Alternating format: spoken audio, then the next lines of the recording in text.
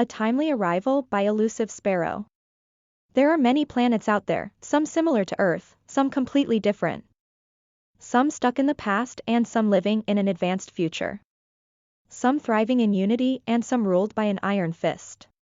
And yet, one thing remains unchanged, it seems no matter the planet, the greed and desire for power and control finally gets the better of some. One of the planets lived in medieval times, however. A vast majority of the land was ruled, or rather, enslaved and forced to obey, by King Jarek, nestled safely within Hope's higher keep. To keep his conquered lands in check, he made lords of his most trusted people and made them rule over separate patches of land. While some could enjoy wealth and prosperity, a vast majority of people were enslaved by the king and his lords, ruled with an iron fist and ready to slaughter at the first sight of disobedience or rebellion. Months and years, people have accepted this, not willingly, but upon witnessing countless slaughters and examples made out of their family and friends. Enough bloodshed is enough. The time was drawing near for an annual festival, a proudly called Festival of Bonding, by the tyrannic King Jarek himself. A time during which princesses from all provinces and lands ruled by lords were to converge in one place and marry a man already chosen. They had no say in this. Princess Infelice arrived in the Hope's higher keep and looked in disgust at the system upheld by Iron Hand Jarek, a title given to the king in secret by people living on the provinces. Princesses lined up against their soon-to-be husbands. Granted, they knew who they are marrying beforehand, but they were not allowed to refuse. She was considered, by a decent part of tyrannic aristocracy, to be one of the prettiest women in the land, blonde, almost golden-like hair shining alluringly in the wind. Crystal blue eyes, smooth snow-pale skin, that was the mystery many did not solve. How was Infelice so pale, under the scorching sun? Well, it's not too hard if you're held inside most of the time, only being let out to speak to the people or come to the festival. Pretty black, lace dress that stood in stark contrast to her blinding skin. However, she wasn't all looks no talk, no, she had a steadfast heart and a deep sympathy for the poor and abused, so pretty much a vast majority of the land. She held a strong conviction to make things right, to make things better, but there weren't many willing to oppose Iron Hand Jarek, and she was only one, so despite the hate and anguish towards the king in her heart, she had to play along. Even then, in the worst of moments, she wasn't losing hope of someone finally standing up and reclaiming the lands from the tyrant's unyielding grasp. For now, the princess looked forward to see her soon-to-be husband, and she was less than happy. Infelice was to marry Prince Aubrey. While a decent-looking fellow, he was a complete idiot, possibly even bigger than King Jarek. As he believed the king's actions to be righteous and good, he was blindly following his command. So even if she would accept this cruel system, Aubrey was one of the last people she wished to marry willingly. However, she despised both her soon-to-be husband and the entire system. She has read in few manuscripts of the times where various kingdoms and lands lived in unity, helping each other out and growing in prosperity. Princess couldn't help but wonder, how did it go wrong? Why Jarek could seize control and create a living hellscape?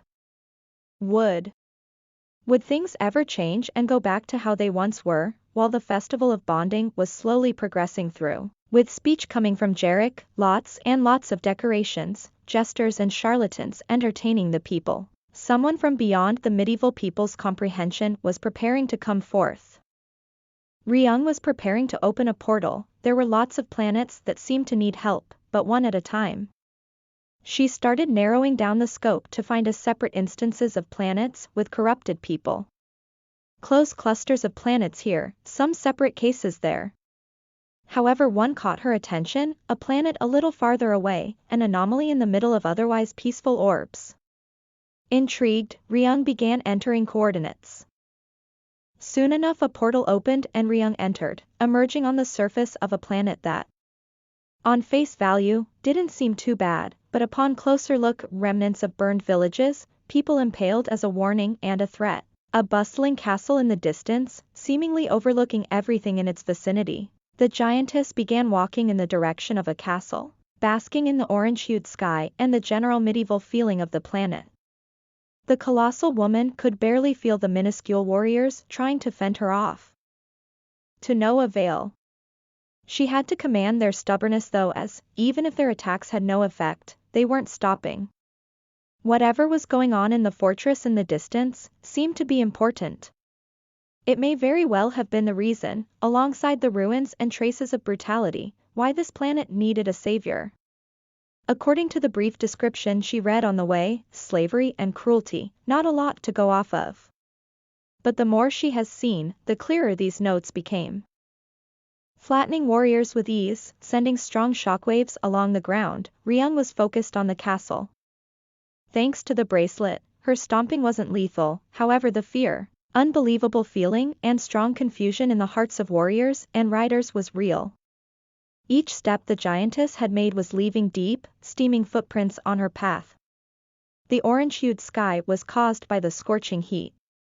Even though Ryung was in light clothing, the sweat appeared here and there, flattening outposts and barricades like they were nothing. She knew her destination, but she couldn't help taking slow and drawn-out steps. Ryung liked having fun and feeling the wooden and stony constructions crumble at her feet, the panicking people that ultimately were getting stuck to her soul, dirt staining her feet as she kept creating craters on her path. Castle on the horizon, it would take her a minute or a few to arrive there. The portal didn't seem to catch attention of many in the first few seconds. But Infelis was constantly looking around, trying to find a way to end this hopeless festival, and Princess noticed a peculiar thing beyond the castle walls, and in the far distance, it seemed like a giant woman came through. She didn't look like anyone from these lands, her size seemed bigger than even the dragons of legends.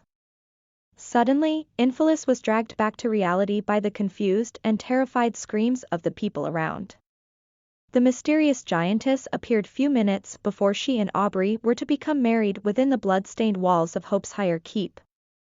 Prince, together with others, ran forward to the keep to support his king and lords in fighting off the threat. People began scattering, hiding, cowering.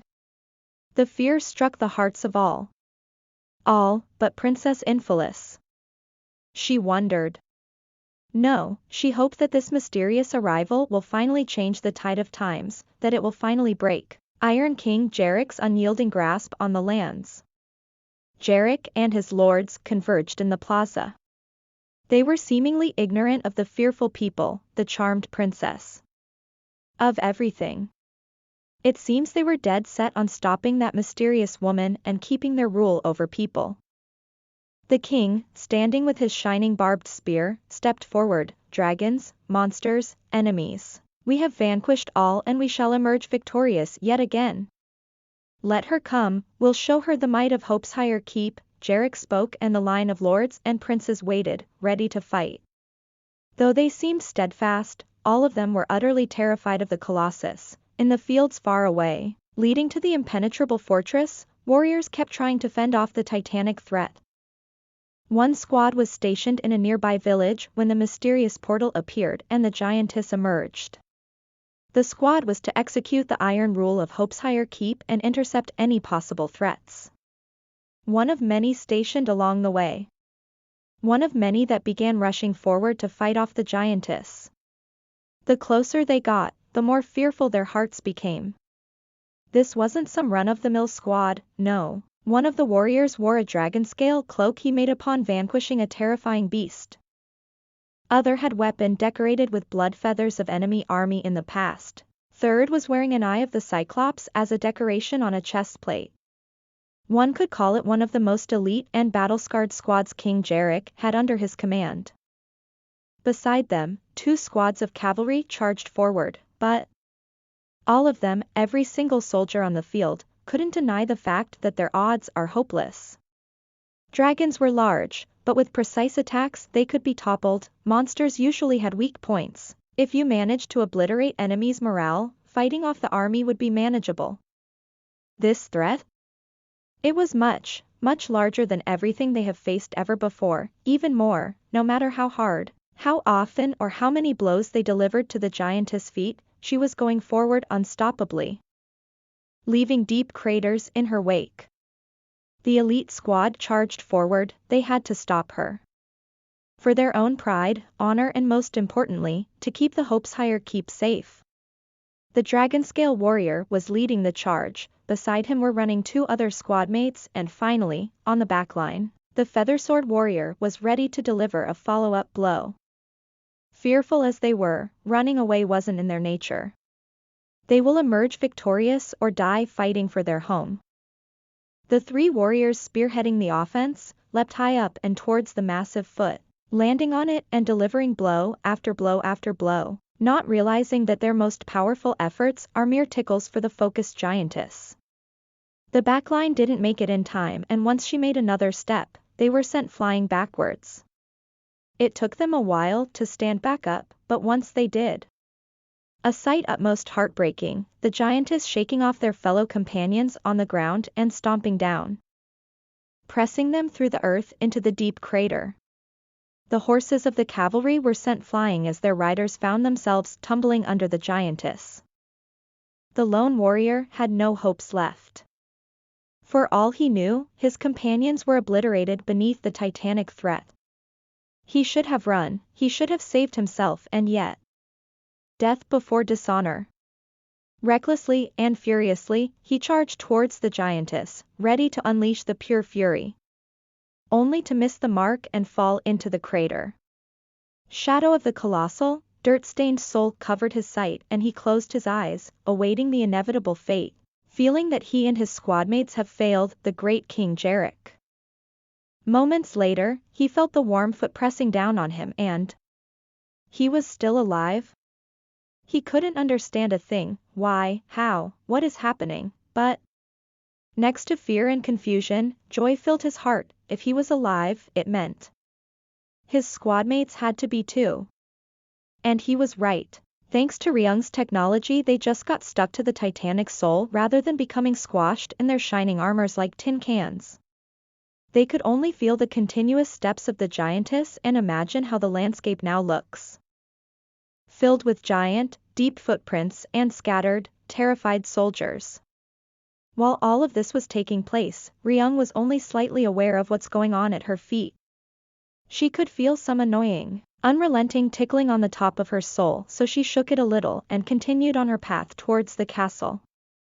Ryung was slowly closing in on her target, looking around and being ready to show whoever's responsible for the sorry state of this planet the consequences of their actions. Little did she know that King Jarek was anticipating her arrival, and frankly overestimating his skills and chances against the giantess from another world. Just as he awaited, Princess Infelis observed the approaching colossus with hope in her heart, hope and amazement. Unlike others who were afraid, unsure, feeling like their time is coming to an end, Infelis eagerly awaited the giantess' arrival. Although Ryung's feet had tens, possibly hundreds of warriors stuck to them, one would be hard-pressed to find them amid the dirt, ridges and sweat. Their puny postures weren't even enough to really cushion her steps. Steps, which have finally led the otherworldly giantess to the Hope's higher keep. Tall towers with archers and castle walls tried repelling her, but their assault yielded no results as the giantess casually walked forward, crumbling the stone walls and bastions underneath her soul. The main fortress was in the middle, so she still had to go through the city to get to it. She may as well enjoy it. Her single step was more than enough to obliterate many stands, houses and walls, sticking terrified people to her stalls and continuing on her path. The castle, though powerful and sturdy, didn't seem bigger than what Ryung's soul could cover. She kept walking back and forth the keep, creating deep footprints filled with ruins.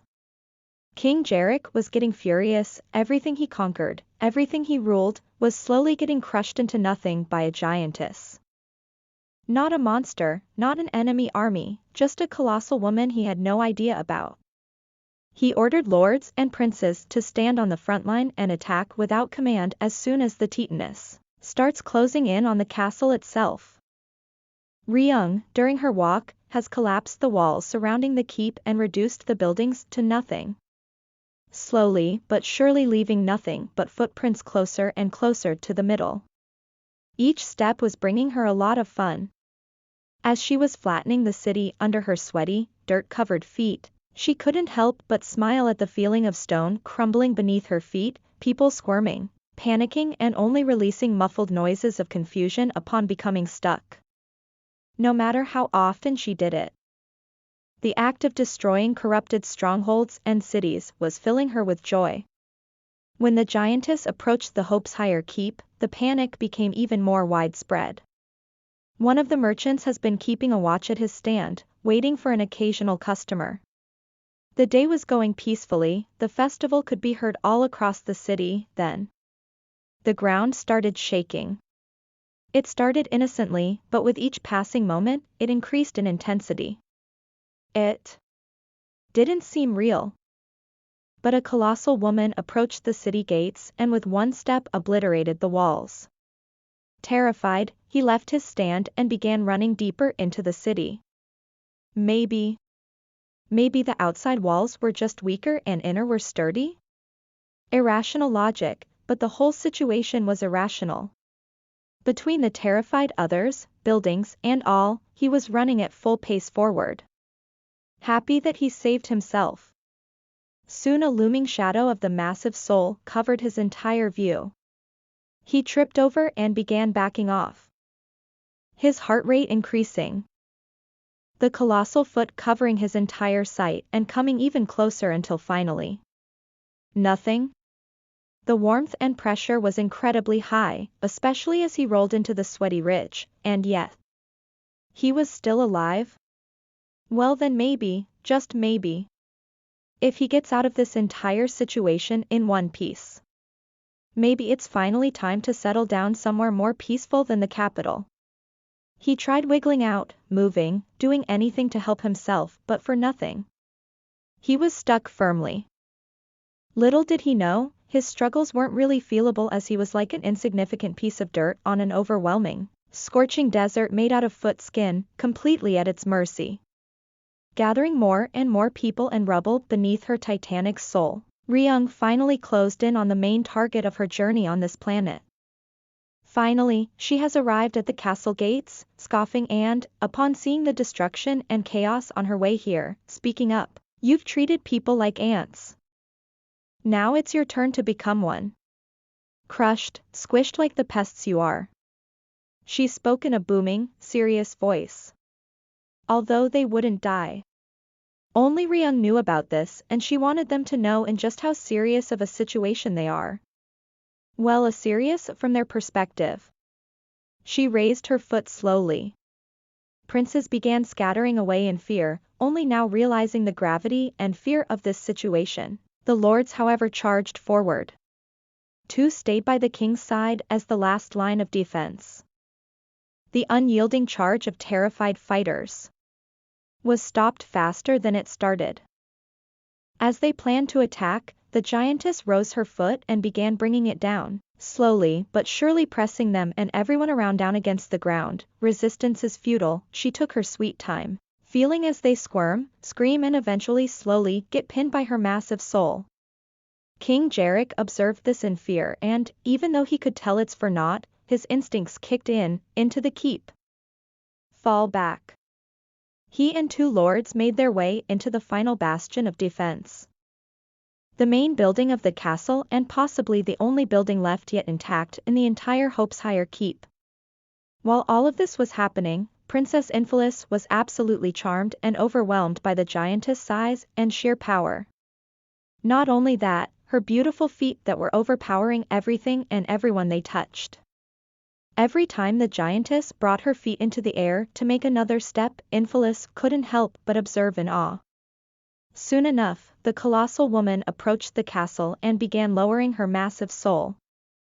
She could see Prince Aubrey and others scattering away, trying to outrun the looming shadow, but there was nowhere to run to. While everyone was in panic, Infelis kept staring up and enjoyed the feeling. The warmth became much stronger once she found herself being pressed against the ground. Princess Infelis was ready to die. Moreover, she was happy to die in such a wonderful way. While everyone else was screaming like mad and wiggling, she lied down, allowing the warm, sweaty skin ridges of the gigantic soul absorb her puny, insignificant self. Pressure kept rising and rising. The princess and the others realized that despite the impossible pressure and heat, they weren't dying. Confused, but happy, Infelis considered this a blessing. The giantess wasn't finished yet. King Jarek and his lords took refuge in the final bastion of the Hopeshire Keep. Terrified trio stood on the middle level. Suddenly, the sun started shining inside as the colossal woman placed her foot on top of the structure and curled up her toes, ripping away a part of it. Lords were utterly mortified and King was losing hope, but he was the only source of their morale. He had to keep going. Downstairs. Go down and raise your weapons high into the air, prepare for the attack, we can get out of this. He screamed out, not really believing his own words. Following this, the three noblemen ran down the half-obliterated structure and waited. The giantess kept lowering her soul, crumbling the old stone beneath her soul and ripping the parts away. The sun that was shining inside has been blocked by the massive soul. Engulfed by shadow, they observed how the titanic piece of flesh slowly approaches them. Jarek and his troop have thrusted the weapons into the air and it did nothing.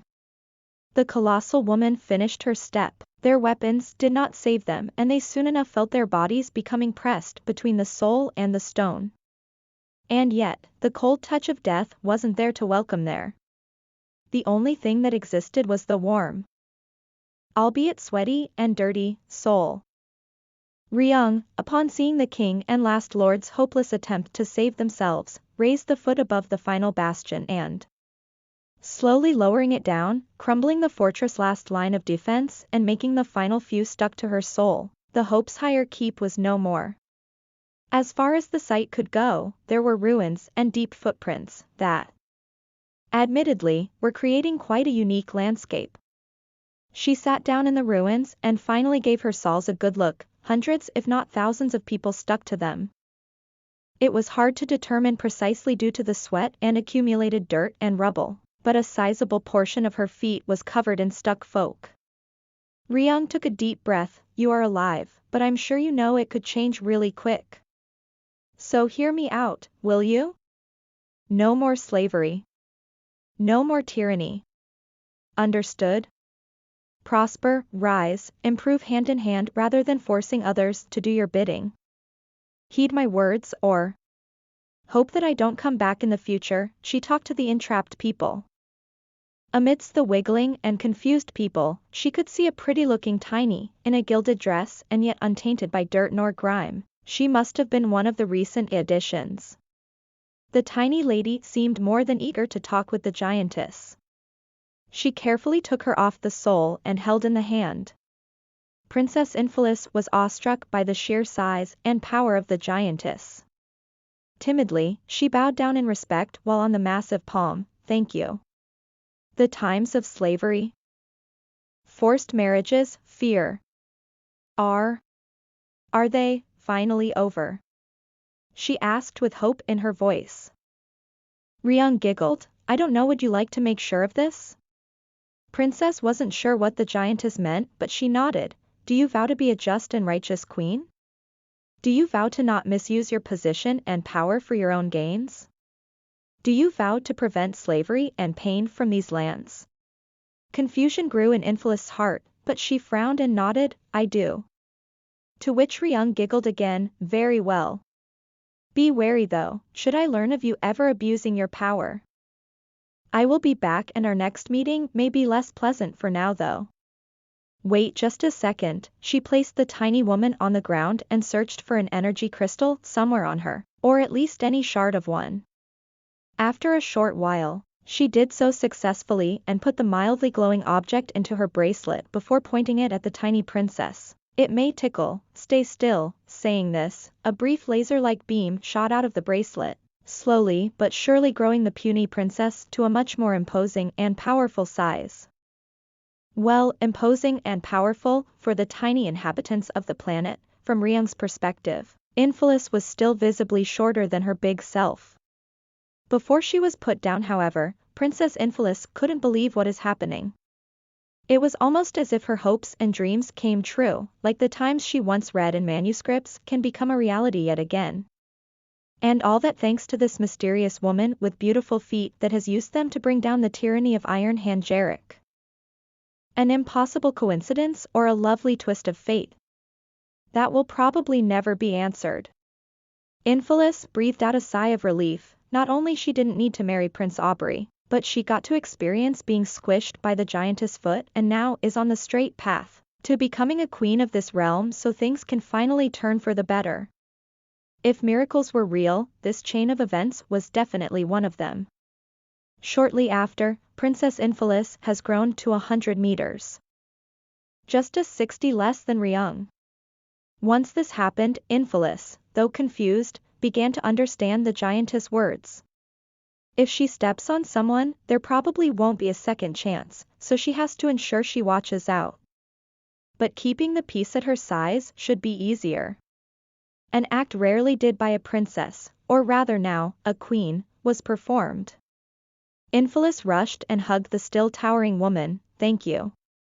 I promise I will do my best. Ryung nodded. If you ever need my help, just call me with this bracelet and I will do my best to arrive, she said and handed her a golden bracelet with a glowing display. Name's Ryung.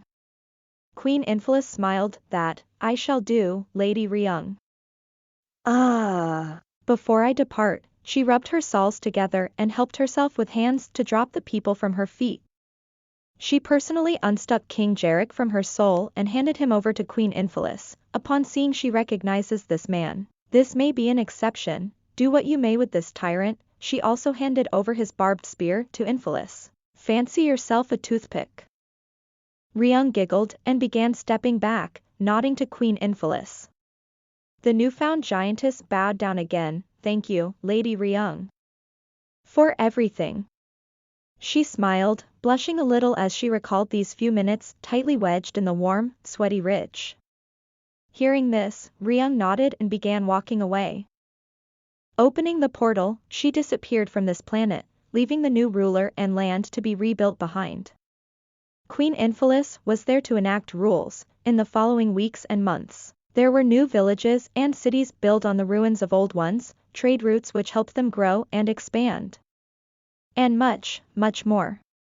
Hope's Higher Keep was left in ruins as a remnant of what happened if power drives someone to the point of no return.